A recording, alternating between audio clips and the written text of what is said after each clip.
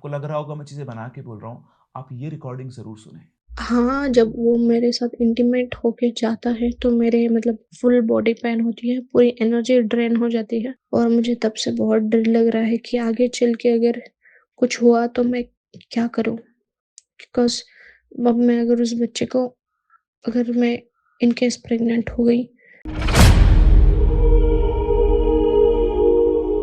Hello everyone, खमागणियन welcome to the world of story. फिर से मैं आप लोगों के सामने एक और नया रियल सुपरनेचुरल एक्सपीरियंस लेकर। खूबसूरत होना जहां पर एक वरदान है, कई कई बार वो एक अभिशाप भी हो जाता है। क्योंकि जब आप बहुत खूबसूरत होते हैं तो हर किसी की नजर आप पर टिकी रहती है, चाहे आप कहीं पर भी जाएं। कुछ नजरें अच्छी होती है तो कुछ नजरें बुरी होती हैं। इंसानों की नजरों से तो फिर भी आप बच सकते हैं, लेकिन क्या हो कि अगर आपकी खूबसूरती के ऊपर एक सुपरनेचुरल पावर की नजर लग जाए तो आप कैसे बचोगे उस नजर से जिसे आप देख तक नहीं सकते हो। और कुछ ऐसा ही हुआ एकता के साथ, जिसकी खूबसूरती के ऊपर पड़ी एक पारलौकिक नजर और उसकी जिंदगी बदल गई। और उसके साथ वो चीजें हुई जिसने कभी जिंदगी में भी नहीं सोची थी। इसी के साथ साथ एकता आप में से कई लोगों को वार्न भी करती है कुछ चीजों के बारे में, तो इस वीडियो को लास्ट में जरूर देखें। यहाँ पर उन्होंने कहा है कि कुछ ऐसी चीजें हैं जो वो किया करती थी और सभी लड़कियों से जो भी 17 साल के आसपास की एज है, उससे ज्यादा की एज की है, उसकी रिक्वेस्ट है कि कुछ चीजें ना करें ताकि आप लोग भी सेफ रहें।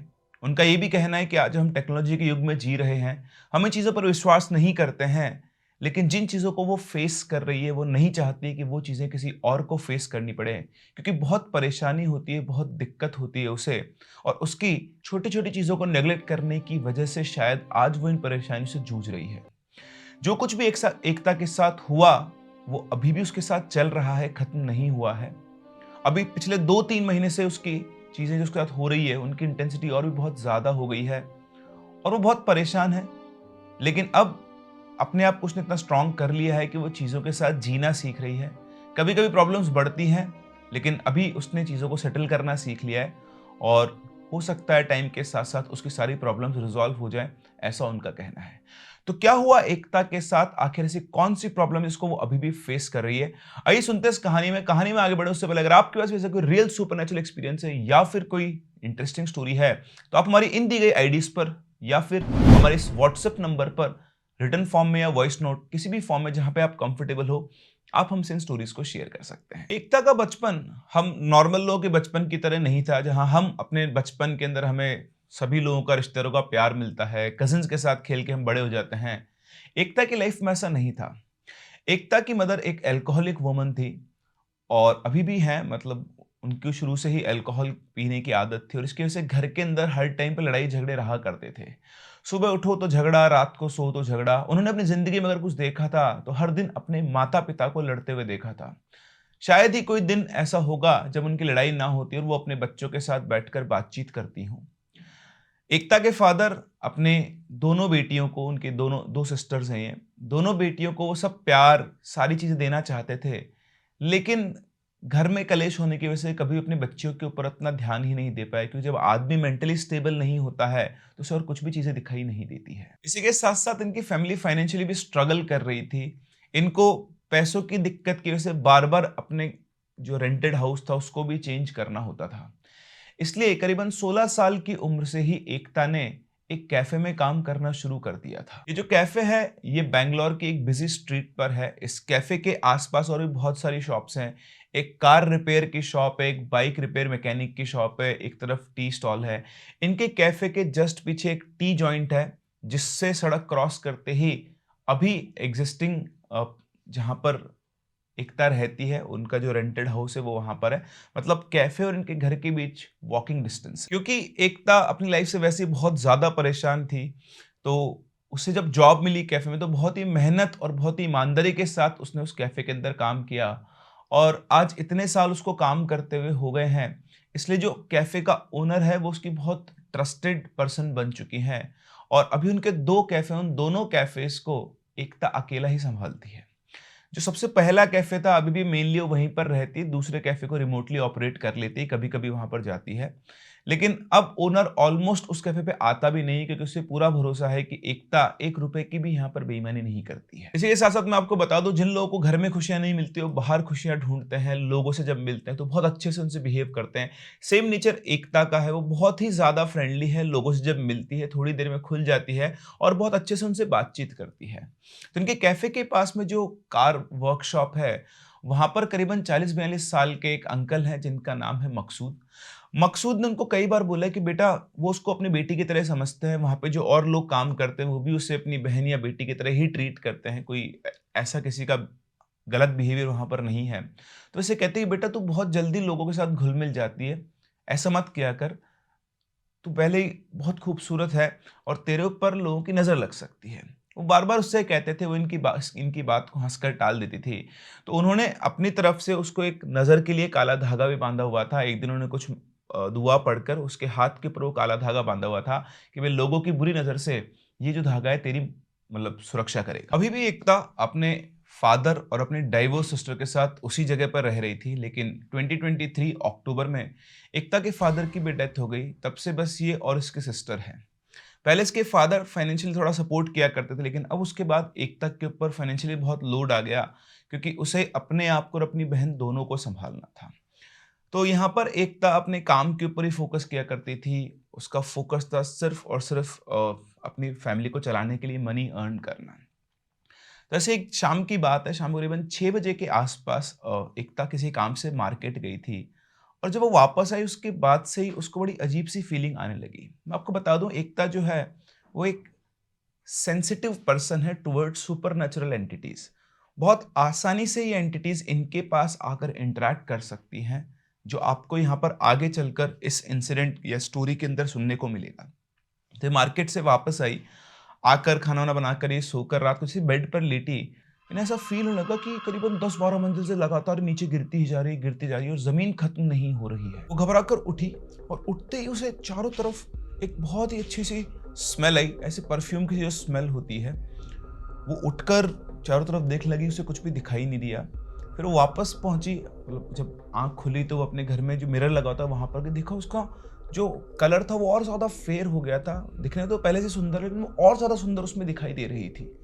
उसे कुछ समझ में नहीं आया, वो वापस जाकर अपना सो गई। अगले दिन की बात है, शाम के टाइम पर एकता अपने कैफ़े पे काम कर रही थी, कुछ कस्टमर्स वगैरह थे, कैफ़े ऑलमोस्ट फुल रहता है, बहुत बिज़ी रोड पर इसलिए।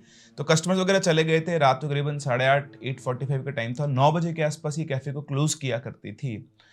तो ये अपने कैफ़े की किचन के अंदर काम कर रही थी, तभी इसके कंधे पर किसी ने हाथ रखा। जैसे उसने हाथ रखा, इसने घूम कर देखा, तो वहाँ पर कोई भी नहीं था, लेकिन एकता को ये बहुत क्लियरली फ़ील हुआ था कि किसी ने उसके कंधे पर हाथ रखा है। और सिर्फ़ इतना ही नहीं, हाथ रखते ही उसके बाद जो उसको सेंसेशन आया, उसके बाद उसके पूरे कैफ़े के किचन के अंदर एक बहुत ही अच्छी सी स्मेल फैल गई।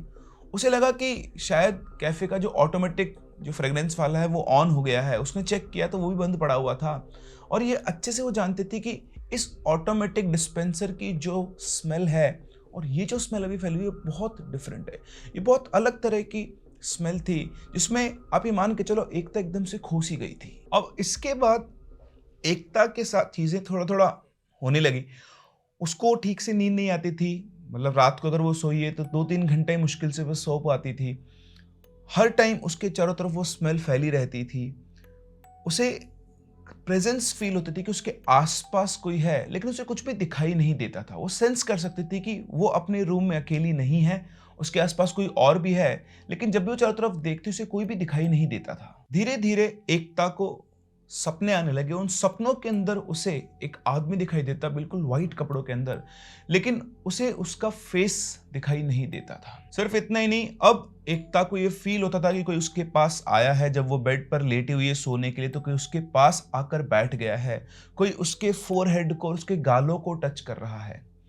लेकिन कभी भी एकता को उससे बहुत वियर्ड सी फीलिंग नहीं आती थी, उसे थोड़ा अच्छा ही लगता था। उसके मन में मतलब थोड़े जो ख़यालात थे वो भी अच्छे ही आते थे।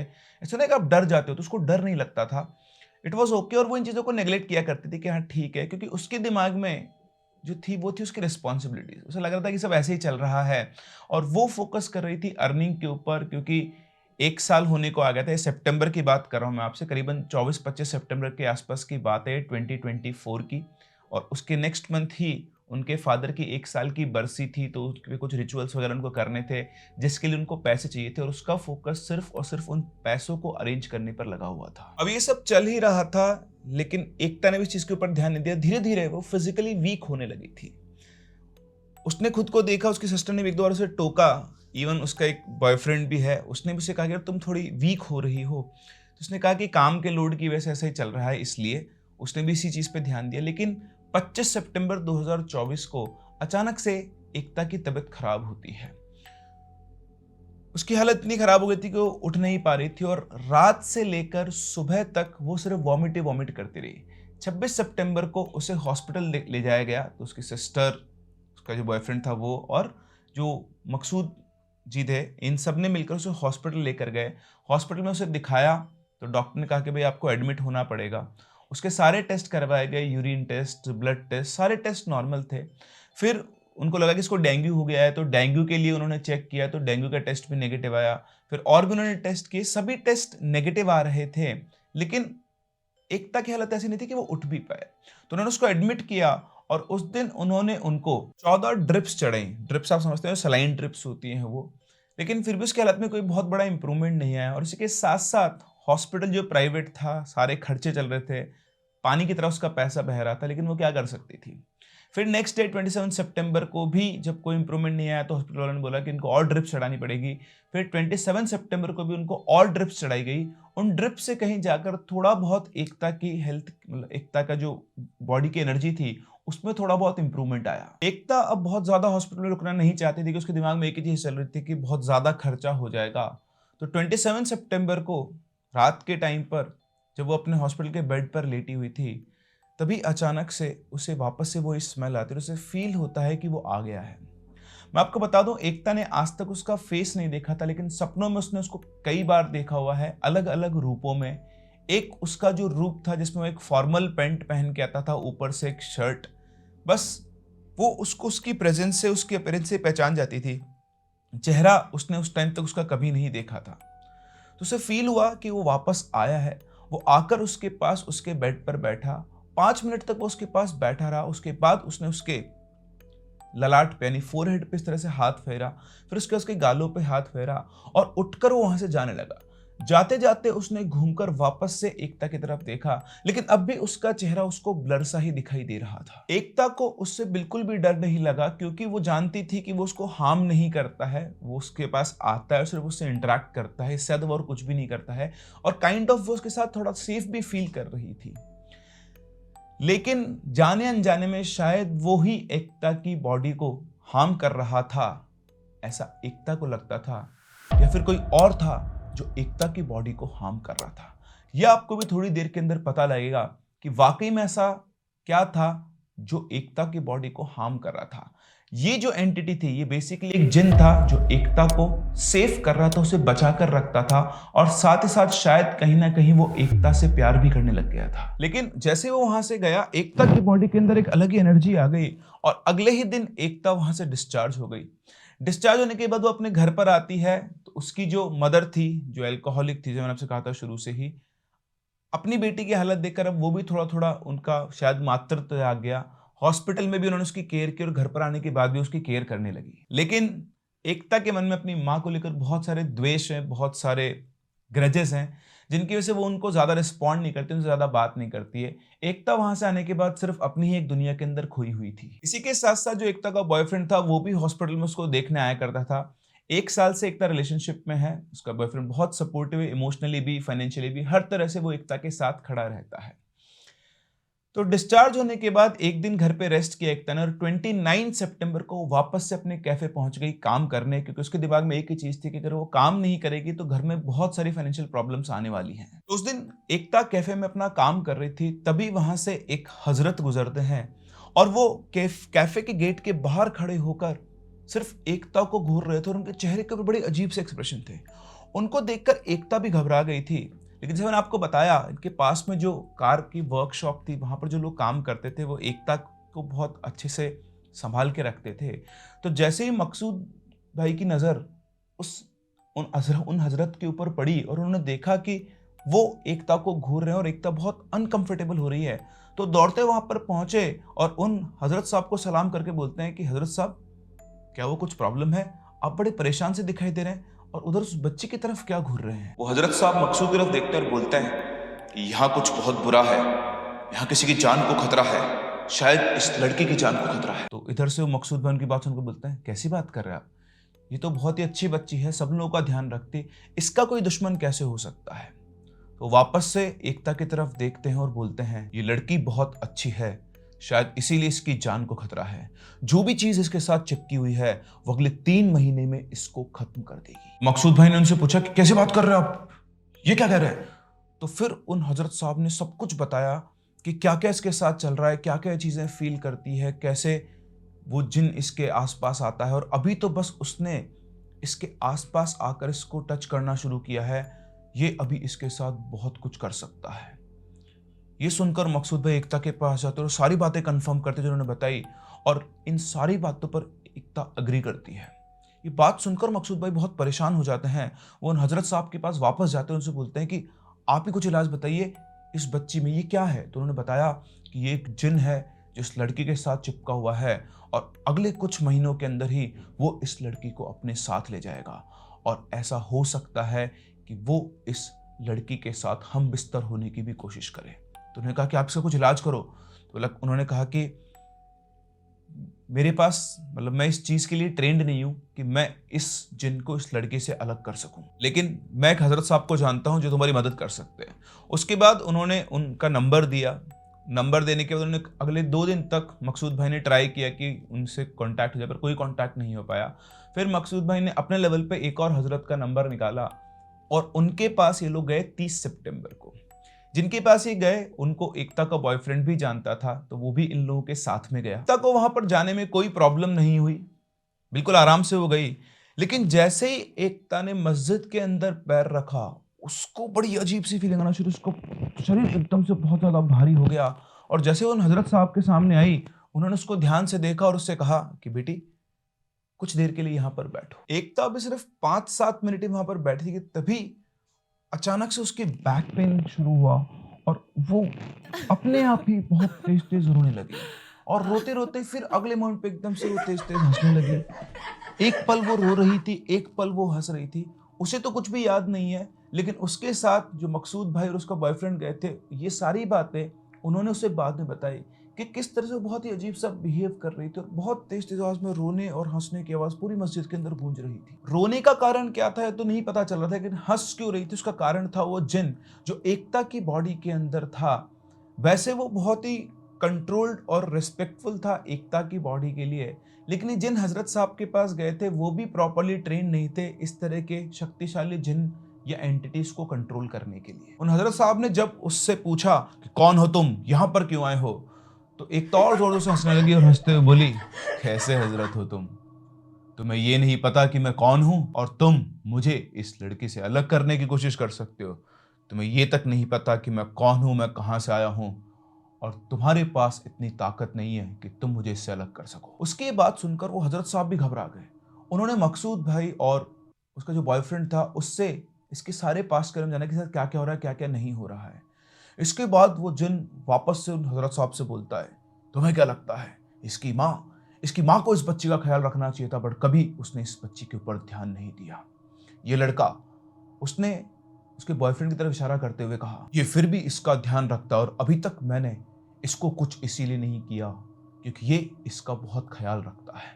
पिछले 2 महीने से मैं इस लड़की के साथ हूँ, ये लड़की मुझे बहुत अच्छी लगती है और अब मैं इसके साथ ही रहूंगा। तुम जब भी आकर इसको छूते थे मुझे बहुत गुस्सा आता था, लेकिन क्योंकि ये तुमसे बहुत प्यार करती है, मैं इस चीज की रिस्पेक्ट करता था, इसीलिए मैंने आज तक कभी तुम्हें कोई नुकसान नहीं पहुंचाया है।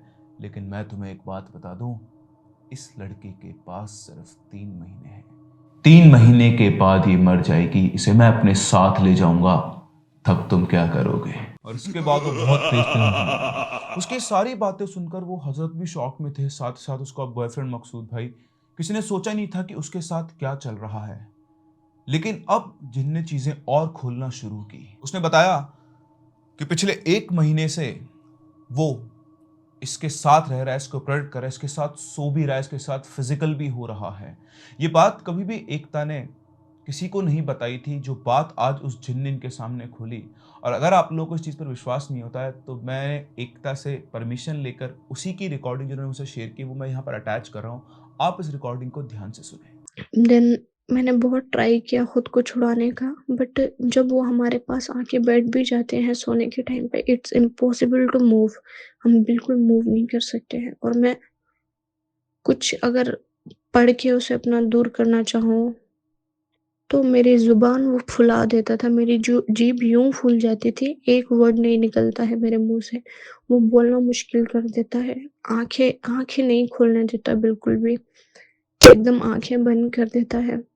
एंड वो बस एग्रेसिवली टचिंग और मतलब इंटीमेट होता है एग्रेसिवली। और ये मैंने बात किसी को नहीं बताई, क्योंकि लोग ज़्यादा बिलीव नहीं करते हैं। बट हाँ, जब वो मेरे साथ इंटीमेट होके जाता है, तो मेरे मतलब जो प्राइवेट पार्ट है वो पूरा वेट हो जाता है और बहुत पेन होता है, फुल बॉडी पेन होती है, पूरी एनर्जी ड्रेन हो जाती है। पूरे दिन बस ऐसा लगता है कि बिस्तर पे पड़े रहो, उठना नहीं है, कुछ करना नहीं है। ये इंटीमेट वाली बात जो है, ये पहली बार, अब 2 बार हो चुकी है मुझे अब तक, और ये लाइफ में मेरा पहला बार था। और मुझे तब से बहुत डर लग रहा है कि आगे चल के अगर कुछ हुआ तो मैं क्या करूँ? बिकॉज़ अब मैं अगर उस बच्चे को, अगर मैं इन केस प्रेग्नेंट हो गई, तो लाइक मुझे नहीं पता, मुझे क्या करना है, ये लाइफ मुझे कुछ समझ नहीं आ रहा है। एंड मैं किसी से बात करके ये सब चीज़ें शेयर करना भी चाहूँ तो मैं नहीं कर सकती हूँ, क्योंकि लोग बिलीव नहीं करते हैं। के बाद उस जिन ने कहा, तुम्हें क्या लगता है इसके शरीर में मैं अकेला हूं? इसके शरीर में एक खबीज भी घुसा हुआ है जो इसे परेशान करता है। वो इसको बहुत तकलीफ देता है और पिछले कई महीनों से मैं उससे लड़ रहा हूं, मैं उसे रोक रहा हूं कि वो इसे परेशान ना करे, इसे तकलीफ ना दे।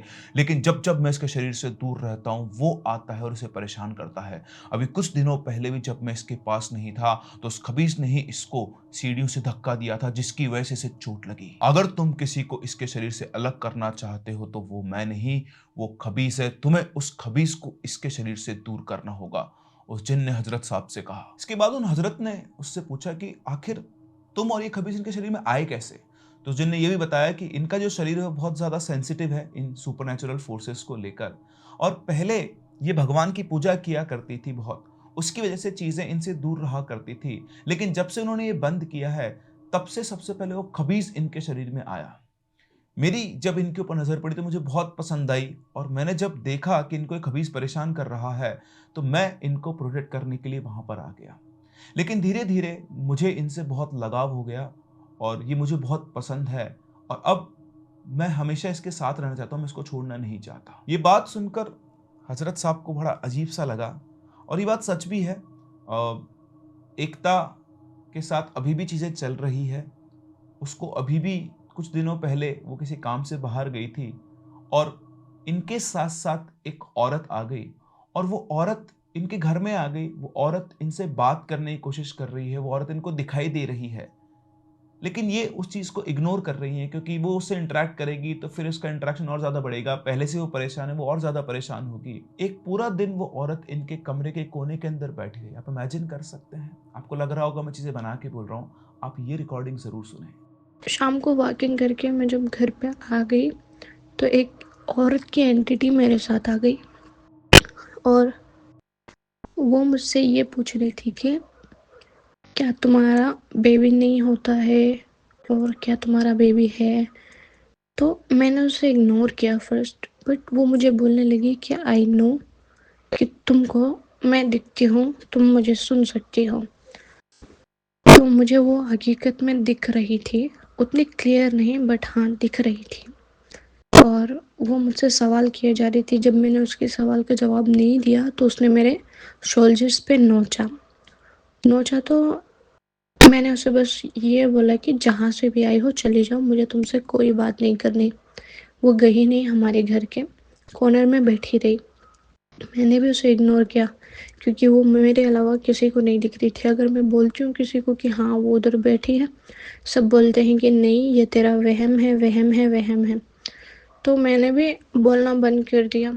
फिर अभी फिर जब वो आके चली गई, फिर मतलब मैंने बाहर जाना बंद कर दिया कंप्लीटली। मैं घर में रहती हूँ, मैं बाहर आना-जाना ज़्यादा नहीं करती हूँ क्योंकि मुझे भी डर लगता है कि अगर कभी कोई एग्रेसिव चीज़ मेरे साथ आ गई, तो उसे हैंडल करना बहुत मुश्किल हो जाएगा।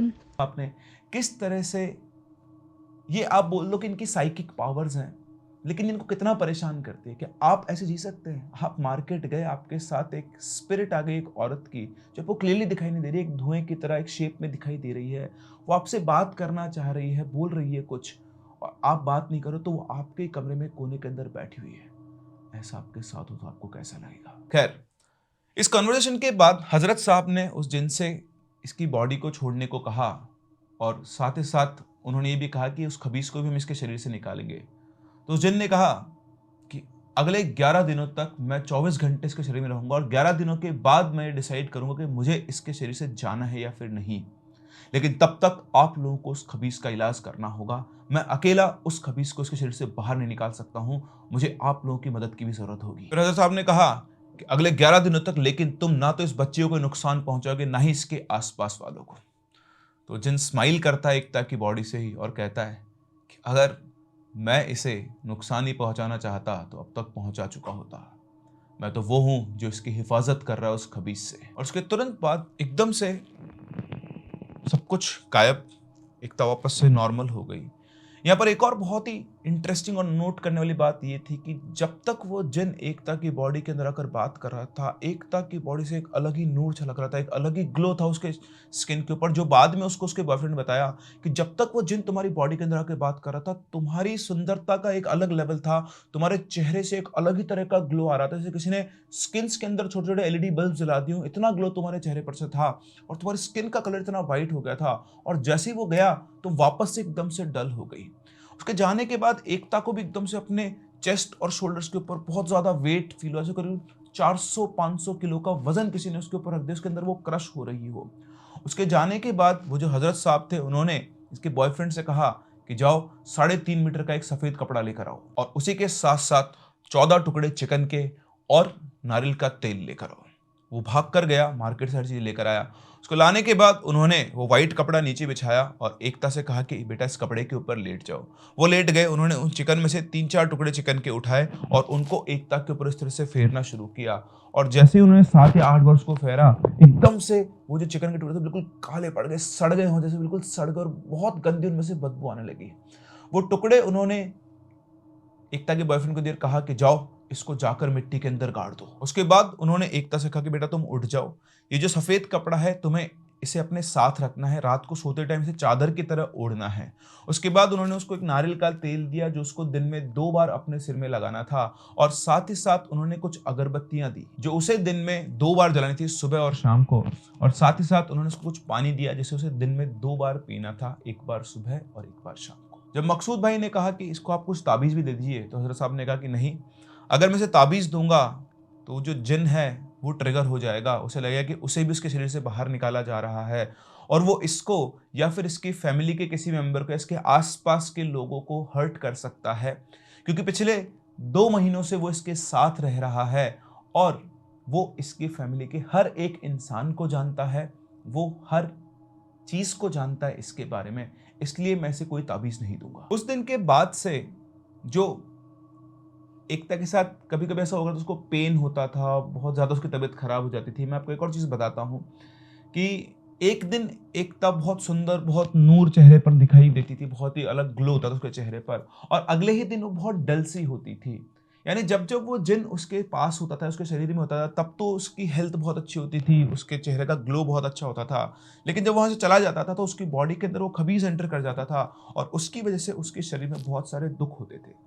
इन हजरत साहब के यहाँ से आने के बाद उसका वो वाला फेज खत्म हो गया था, शायद वो खबीज इसकी बॉडी से बाहर जा चुका है, ऐसा इन लोगों को लग रहा है। अब है या नहीं वो तो पता लगेगा धीरे धीरे टाइम के साथ, लेकिन अभी एकता ठीक है। वो जो जिन है 11 दिनों के बाद भी शायद उसने ये डिसाइड किया कि वो इसकी बॉडी को लीव नहीं करेगा। आज भी एकता को उसकी प्रेजेंस फील होती है, अब भी वो उसके पास आता है, इवन वो उसके साथ फिजिकल भी होता है। एकता आज भी उस जिन से बात करती है, वो हर रात उनके पास आता है, बैठता है, डिस्कशन करता है। चीज़ें हैं जो शायद मैं आपको बताऊंगा तो आपको सच नहीं लगेंगी कि उनके साथ ये वाकई में हो रहा है, कि सब चीज़ें बनाई हुई है हमारी तरफ से। लेकिन एक दिन उन्होंने, क्योंकि वो बार-बार उनसे कहता है कि मैं तुम्हें अपनी दुनिया में लेके जाऊँगा, अपनी दुनिया में लेके जाऊँगा। तो उन्होंने जब उससे कहा कि भई तुम्हारी दुनिया दिखती कैसी है? तो सपनों के अंदर वो एकता को अपनी दुनिया के अंदर लेकर गया। और वो दुनिया कैसी दिखती है, शायद आपको उसकी ज़ुबानी ही ये सब सुनना चाहिए। मैंने उस जिन से जब बोला कि तुम मुझे हमेशा कहाँ लेके जाने की बात करते हो, क्या मुझे बता सकते हो या दिखा सकते हो? तो उस दिन रात को मुझे सपने में आया था, तो मैं उसके घर पे थी एंड ये बात रियल है। और जब मुझे पता चला कि मैं ऐसी जगह पे हूँ जहाँ मुझे नहीं होना चाहिए, तो मैं घबराई और मुझे बहुत डर लगा। तब वो जिन अपने रियल फॉर्म में था और वो इतना भयानक दिखता था। सर लाइक मतलब पूरा ही ब्लैक, आँख बस रेड है, मुंह से सलाइवा यूं टपक रहा है। और उसके जैसे अब रोड बनने के टाइम में वो ब्लैक कलर का कुछ मिक्स करके डालते हैं, तो वैसे चीज उसके बदन से यूं है, मतलब उसके बदन पे थी वो। और जब मुझे पता चला कि मैं ऐसी जगह पे हूँ, मैं उससे पूछ के सोई थी, मुझे पता है, बट फिर भी डर लग गया था। एंड देन जब मैं उधर से भागने की कोशिश करने लगी, तो वो जिनने मुझे चेस नहीं किया, वो मेरे पीछे नहीं आया। मैंने देखा उसके घर, उनके घर बहुत बड़े बड़े हैं और बहुत बड़ा महल जैसा घर है। बट उस घर में 3-4 जगह ही आग जल रही है, मतलब दिए जल रहे हैं, और कोई रोशनी अंदर नहीं आ रही है। और ना ही उनके उनके घर के बाहर रोशनी है। लाइक मतलब उनका एनवायरनमेंट ऐसा है, उनके यहाँ हमेशा काले बादल रहते हैं। पेड़ हैं बट डेड, मतलब वो पेड़ पूरे सूखे पड़े हैं, उसमें एक भी पत्ती नहीं है। जितने भी पत्तियां हैं सब नीचे सूख के गिर गए हैं। एंड उनकी जमीन पूरी काली और स्मेली है। एंड उनका घर पूरे मकड़ियों के जालों से भरा हुआ है और घर के दरवाजे लकड़ियों के हैं। और जब मैं उधर से बाहर निकलने जा रही थी, तब मैंने दूसरे जिन को भी देखा, जो मुझे देख रहा था दूर से खड़े होके, और मैं उसे देख के डर गई। एंड जब मैं बाहर आ गई, तो मुझे एक छोटा बच्चा मिला, जो मुझे बोल रहा था कि आप यहाँ से मत जाओ प्लीज, अगर आप जाओगी तो ये मुझे मार देगा, आपको वो बहुत पसंद करता है, आप इधर रह जाओ प्लीज। बट मैं उनके बातों में नहीं आई, क्योंकि मुझे पता है ये हमारी दुनिया नहीं है। और फिर जब मैं बाहर गई, जब मैं उस बच्चे से बात कर रही थी, तब तक वो जिन आ गया और उसने मुझे ये बोला, क्यों, तुम ही तो चाहती थी ना हमारी दुनिया, हमारा घर देखना, और जब मैं गई तो मैं दिखा रहा हूँ तो तुम भाग रही हो। तो फिर ऐसा जब हुआ, तो मैं सडनली नींद से उठ गई एंड सेड सॉरी। लेकिन जब मैं आपको ये बात बोल रही हूँ, तो हमारे घर के सामान गिर रहे हैं।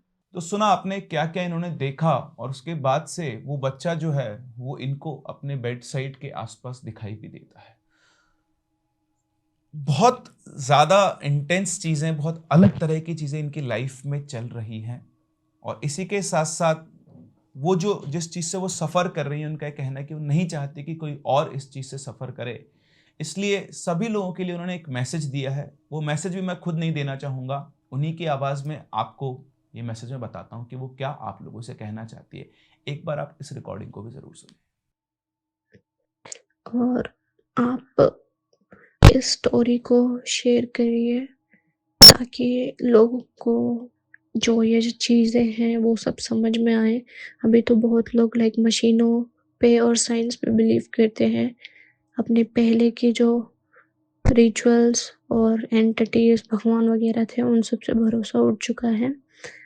और मैं चाहती हूँ कि स्पेशली जो लड़कियाँ 17 साल से लेके 30 साल तक की है, उससे ज़्यादा की भी हो, तो अच्छे से रहना चाहिए और जितना हो सकता है उतना खुद को मिरर में नेकेड देखना अवॉइड करें और ज़्यादातर टाइम वॉशरूम में बिताना अवॉइड करें।